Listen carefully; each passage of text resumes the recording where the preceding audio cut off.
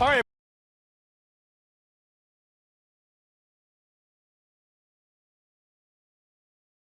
Welcome to that after show, or the part of the taping where the audience goes, oh, we got to sit through this shit now? Fuck. Part of the taping where we have no preparation and no No. idea what the hell we're going to talk about. Which is great. Yeah, so Tammy, anything you want to tell everybody? Which is the only online version, so nobody really sees it. So is there anything you want to say? Perfect. You're lovely. You were getting ready to go...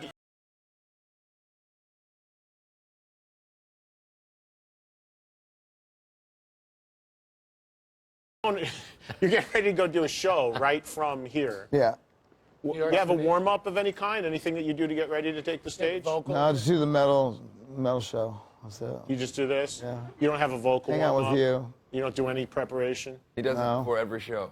I just yell at everybody He smokes cigarettes on stage while he's singing. Yeah. and drink booze. Yeah. How about you, Mark? You got any kind of warm-up? You know what, it varies. Sometimes I do vocal warm-ups. Sometimes I'll just have tequila or the Tennessee Fire. Oh. And sometimes I'll just, bullshit backstage and go on, and it just depends on how my voice feels the day. Is the tequila like, what, is it open your throat up a little? The fire, yeah. Yeah. Yeah. Also makes you real happy if you... Right. Andy? I drank a half a bottle of tequila the other night during the show. So you must have been singing real good. Oh, dude, I had no reservations whatsoever at that show. It was good. Any booze you drink before you go on, Andy? Yeah, whatever's there, I guess. Yeah, I don't know what it is, man. I was saying this the other day. There's something about when you're on stage completely stone sober, it feels like you have time to do everything. Like you could go make a sandwich during the song, come back. When you're drunk, the level of urgency that you're like, I have to sing this song right now. Because your drunk mind can't. So you're standing there like, oh my God, I'm tired, I'm running around. So I think that level of urgency is what kind of, it goes hand in hand with being on stage and having the kind of the attitude of being in a rock band. I get why it's so prevalent, the idea of having a drink before the show, having a pre-show shot or something. Right. Right. How about you, Mike, the way you play, man? Any pre-show rituals for Mike Orlando? I'll just sit on the bus and just have this.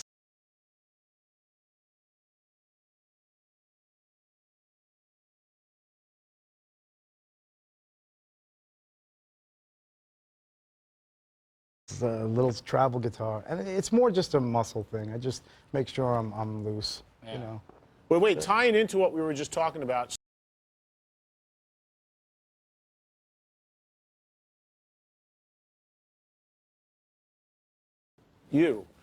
What was the most hammered you ever were while performing? I don't remember. There you go. Right. Well, your bass player... That was my answer. Your bass player, Danny, famously, and it's all over YouTube, actually passed out and fell down in mid-set. Oh, yeah. Does it like every 10 years. So it's like locusts. And you just,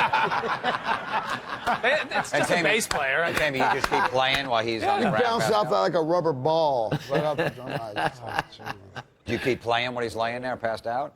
yeah, I just drag him off and bring another guy in.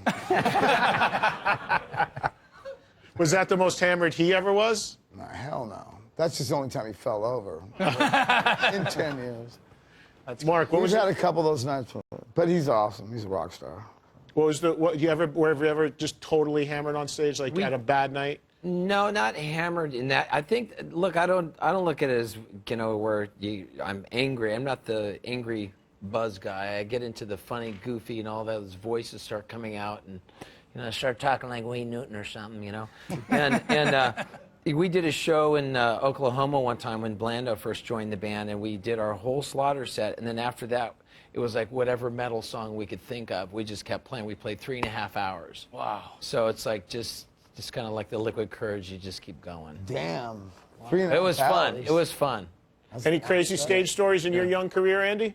I mean, again, you can't really Now they're remember them. so So I mean, He's making them. He's still fresh. I've broken a lot of bones. We did a CD release show in Hollywood at the Hollywood and Highland Mall, which is a big complex, and it goes up and there's marble pillars. And I had been drinking all day. I don't know if you're familiar with drinking all day. And then He's been drinking 30 years. exactly that's All what I'm saying. day. So you know what I'm saying. So yeah. So anyway, the idea was that I would go up, and in my mind I was going to climb up to the top of these marble pillars, and then like an eagle, I would soar back down to the stage majestically. What actually happened was a guy, basically dressed in women's clothing and high heels, crawled up onto a marble pillar, and the heels don't have much traction, so I just had to sit down, and now I'm up over the crowd, and there's no exit strategy, so I'm just sitting there. And then I thought, well, maybe I'm really strong. I'm not. I thought maybe I'm really strong, and I'll catapult myself back down. And what I did was just fall endlessly until I broke all my ribs on this side and then smashed down onto the ground. But the cool part was they brought me to a children's hospital first before they brought me to the real hospital. So that was with all my broken bones and crazy hair and makeup and everything. Wow. So I don't have a rib right here. 9, 10, and 11, I don't have an 11th rib. It's just like, I had to pass it. It was shrapnel. That's how you get that skinny, huh? I got to take a few ribs Yeah, you out. gotta Just get rid of some ribs. Got to get rid of a couple Hollywood. I dozen. need to lose a couple ribs. Yeah, absolutely. Hey, Mike, any crazy on-stage He's stories? a good boy. You know, yeah. I mean, Just any mishaps or anything? Yeah, sure, definitely. I mean, I've tossed my guitar up in the air, and the paint came down first. You know, then the guitar, and The what came down the first? paint off the guitar. Oh, really? Sure. I mean, we've had crazy stories like that. I mean, you know, when we first started, we went out with Godsmack, and we had, you know, the crazy Rich Ward. I love him to death in the band at the time, and Yeah. you know, you can look this way, and then I'll look over to Rich's side.